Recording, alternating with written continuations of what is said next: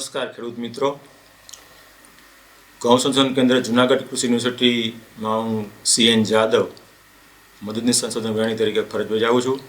આજે આપણે ઘઉંના પાકમાં ખાતરનું યોગ્ય પસંદગી અને તેનો ઉપયોગ એના વિશે આપણે ચર્ચા કરીશું।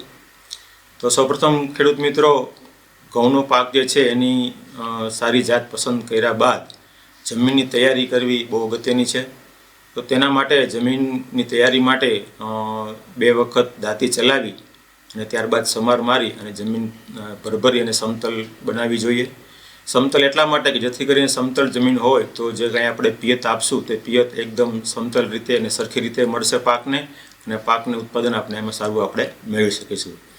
હવે ખેડૂત મિત્રો, વાત કરીએ તો એને જે છાણિયું ખાતરની જે જરૂરિયાત જે છે, તો ઘઉંના પાકમાં પ્રતિ હેક્ટરે 10 થી 12 ટન સારું કોહાયેલું છાણિયું ખાતર આપવાની ભલામણ છે। આ છાણિયું ખાતર જે છે તે જમીનને એકદમ ભરભરી બનાવે છે, જમીનમાં સેન્દ્રિય તત્વનું જાળવણી કરે છે, જમીનમાં ભેજ સંગ્રહ શક્તિ, જમીનમાં નિતાર શક્તિ પણ વધારે છે। તો છાણિયું ખાતર જમીનમાં ઘઉંના પાકમાં આ રીતે જમીન તૈયાર કરતી વખતે આપવું એ બહુ હિતાવહ છે। તો જો શક્ય હોય તો દર વર્ષે અથવા તો કમસે કમ 2 વર્ષે એકવાર તો અવશ્ય છાણિયું ખાતર જમીનમાં આપવું જોઈએ।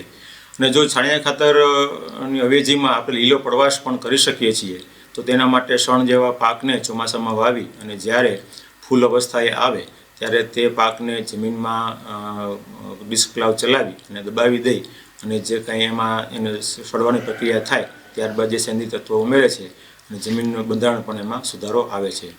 હવે ખેડૂત મિત્રો, વાત કરીએ તો ઘઉંના પાકને તેને સિઝન દરમિયાન 120 કિલો નાઇટ્રોજન, 60 કિલો ફોસ્ફરસ અને 60 કિલો પોટાશની જરૂરિયાત રહે છે। તેમાંથી જે છે તે DAP, યુરિયા અને મ્યુરેટ ઓફ પોટાશ સ્વરૂપે નાઇટ્રોજન, ફોસ્ફરસ અને પોટાશ આપણે આપવો જોઈએ।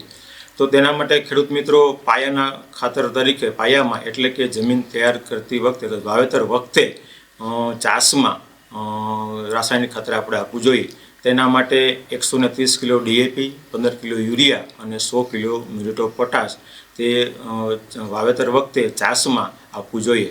એટલે કે જે આપણે વાવેતર કરશું ઘઉંનું, તો જે ખાતર જે છે એ ઘઉંના દાણાની નીચે પડે એ રીતે જ એનું વાવેતર કરવું જોઈએ, જેથી કરીને આપણે ખાતરનો કાર્યક્ષમ ઉપયોગ આપણે કરી શકીએ।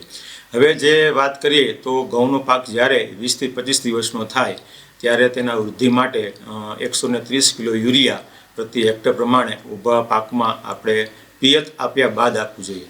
ઘણા ખેડૂત મિત્રો આપણે પિયત આપ્યા પહેલાં એટલે કે કોરવણમાં આપણે યુરિયા ખાતર આપીએ છીએ, પણ તેમ ન કરતાં પિયત આપ્યા બાદ આપીએ તો જે યુરિયા જે છે એમાં જે રહેલું નાઇટ્રોજન છે એ જમીનમાં નીચે ઉતરી ન જાય અને આપણે જે પાકને છે એનો કાર્યક્ષમ આપણે એનો લાભ લઈ શકીએ। તો આ રીતે યુરિયા ખાતર આપવાની વાત છે। હવે બીજો હપ્તો જે છે પૂરતી ખાતર તરીકે એ જ્યારે ઘઉંનો પાક 30 થી 35 દિવસનો થાય ત્યારે તેમાં 65 કિલો યુરિયા પ્રતિ હેક્ટર પ્રમાણે આપણે જમીનમાં આપવું જોઈએ, જેથી કરીને આપણે સારું ઉત્પાદન આપણે મેળવી શકીએ। અને જો મિત્રો આપણે અત્યારે સઘન પાક વ્યવસ્થા છે કે જેમાં 3 સિઝનમાં આપણે પાક લેતા હોય, તો ઘણી વખત ગૌણ તત્વો અને સૂક્ષ્મ તત્વોની પણ આપણે ક્યારેક એમાં ઉણપ જોવા મળે।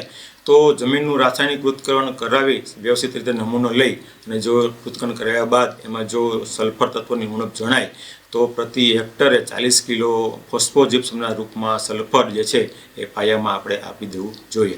અને જો સૂક્ષ્મ તત્વોની ઉણપ જણાય તો એના માટે ગ્રેડ 4 જે પ્રવાહી ખાતર મળે છે તે 100 ml પ્રતિ 10 લીટર પાણીમાં ઓગાળી અને ઘઉંનો પાક 30 દિવસનો થાય ત્યારે, પછી 45 દિવસે અને 60 દિવસે એમ 3 છંટકાવ કરવાથી આપણે જે સૂક્ષ્મ તત્વની ઉણપ છે પણ આપણે એમાં નિવારી શકીએ।